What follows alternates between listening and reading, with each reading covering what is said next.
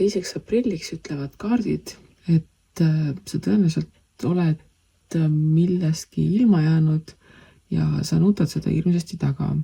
Samas ei tasu seda väga taga nutta, sest et sul on endiselt veel võtta seda, millest sa ilma jäänud oled kuskilt teise koha pealt. Sa kipud olema nii-öelda väga ühte kohta oma tähelepanuga kinni jäänud ja seetõttu sa ei märka, mis sul tegelikult olemas on.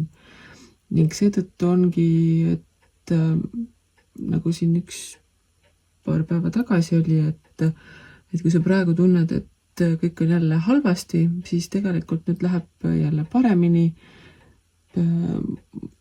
Tuleb sulle selle nii-öelda universumi poolt mingisuguseid võimalusi, millest tasub kinni võtta ning teha sellest endale parim võimalik päev.